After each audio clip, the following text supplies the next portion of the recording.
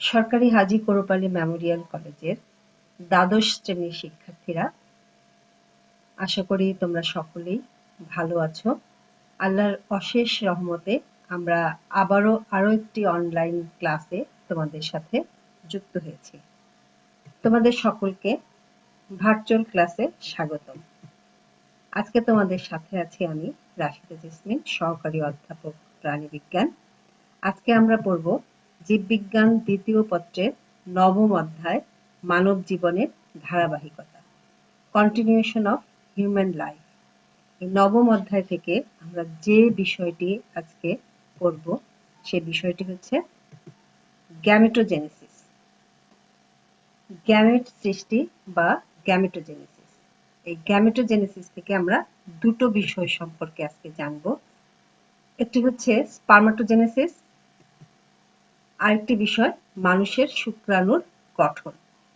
তো প্রথমে আমরা জানব স্পার্মাটোজেনেসিস প্রক্রিয়া। তার আগে আমরা জানি যে গ্যামেটোজেনেসিস কাকে বলে। যে প্রক্রিয়ায় জনন অঙ্গের প্রিমর্ডিয়াল জনন কোষ অর্থাৎ জনন মাতৃকোষ থেকে গ্যামেট সৃষ্টি হয়, অর্থাৎ শুক্রাণু অথবা ডিম্বাণু উৎপন্ন হয়ে নিষেকে সক্ষম হয়ে ওঠে, সেই প্রক্রিয়াকে বলা হয় গ্যামেটোজেনেসিস। তো এই গ্যামেটোজেনেসিস থেকে আজকে আমরা পড়ব স্পার্মাটোজেনেসিস প্রক্রিয়া, যেটি শুক্রাণু সৃষ্টির প্রক্রিয়া। তো আমরা আসি স্পার্মাটোজেনেসিস প্রক্রিয়ায়।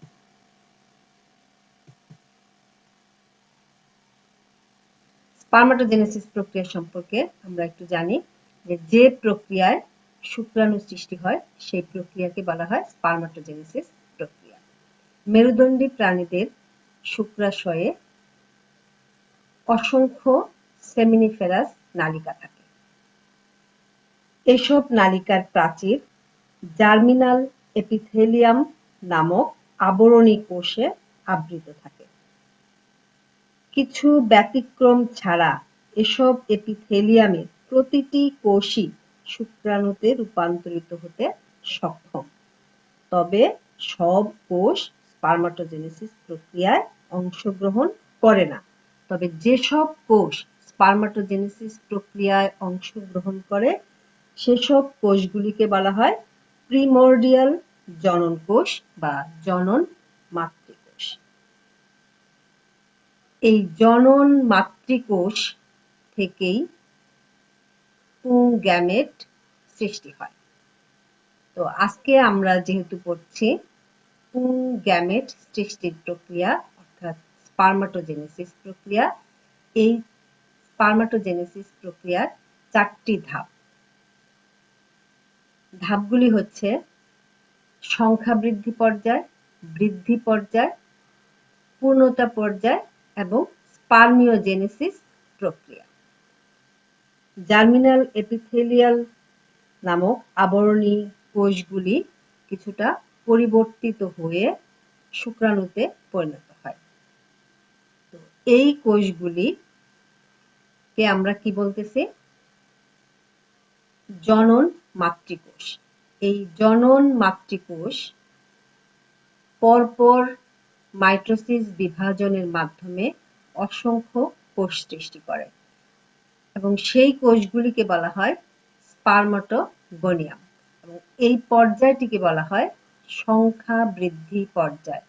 এই পর্যায়ে প্রতিটি কোষেই 2n সংখ্যক ক্রোমোজোম থাকে।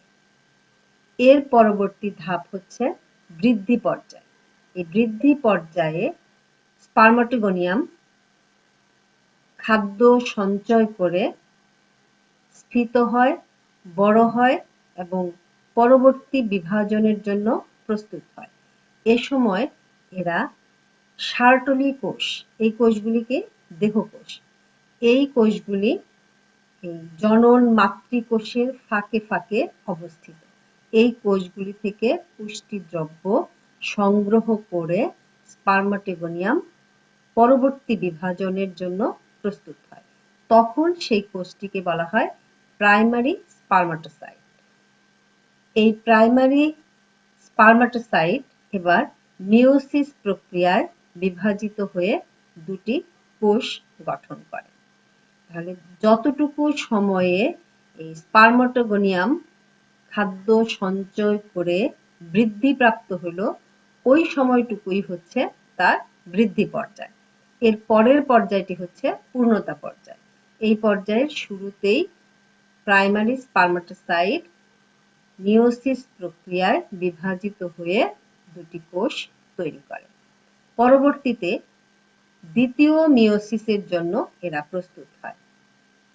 দ্বিতীয় মিওসিসে আবার প্রতিটি কোষ থেকে দুটি করে কোষ তৈরি হয়।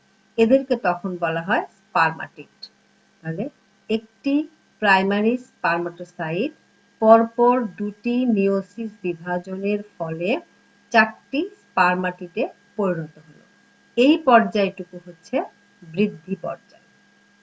এরপরে পর্যায়টির নাম হচ্ছে স্পার্মিওজেনেসিস প্রক্রিয়া। এই স্পার্মিওজেনেসিস প্রক্রিয়ায় একটি গোলাকার স্পার্মাটিড তার কিছু আঙ্গিক পরিবর্তন ঘটিয়ে একটি শুক্রাণুতে পরিণত হয়। তাহলে যে প্রক্রিয়ায় একটি স্পার্মাটিড তার দেহের মধ্যে কিছু পরিবর্তন ঘটিয়ে একটি সচল শুক্রাণুতে পরিণত হয়, সেই প্রক্রিয়াকে বলা হয় স্পার্মিওজেনেসিস প্রক্রিয়া। স্পার্মাটিড নিশ্চল, গোলাকার, কিন্তু শুক্রাণু সচল এবং লম্বাটে এবং তার একটি লেজ আছে। অর্থাৎ স্পার্মিওজেনেসিস প্রক্রিয়াটি হচ্ছে শুক্রাণু গঠনের প্রক্রিয়া। যেহেতু আমরা শুক্রাণু গঠনের বিষয়টি নিয়েও আলোচনা করব, সেই জন্য এখানে আর শুক্রাণু কিভাবে গঠিত হয় সেই প্রক্রিয়াটিতে আমরা ডিটেলসে গেলাম না। তাহলে এখানে আমরা এতটুকু পর্যন্ত লিখলেই স্পার্মাটোজেনেসিস প্রক্রিয়ার সম্পর্কে মোটামুটি ধারণা পেয়ে যাব। এরপরে আমরা আসি শুক্রাণু গঠনের প্রক্রিয়া। এটি একটি ইম্পর্টেন্ট কোশ্চেন, মানুষের শুক্রাণুর গঠন। এখানে দেখো একটি স্পার্মাটিড ছিল গোলাকার। স্পার্মাটোজেনেসিস প্রক্রিয়ায় একটি জনন মাতৃকোষ বিভাজিত হয়ে 4টি স্পার্মাটিড তৈরি করে। সেই 4টি স্পার্মাটিডের প্রতিটি বেশ কিছু পরিবর্তনের মাধ্যমে একটি শুক্রাণুতে পরিণত হয়। তখন তার দেহে 4টি অংশে গঠিত হয়। একটি হচ্ছে মাথা, মধ্যখণ্ড, লেজ এবং শেষখণ্ড।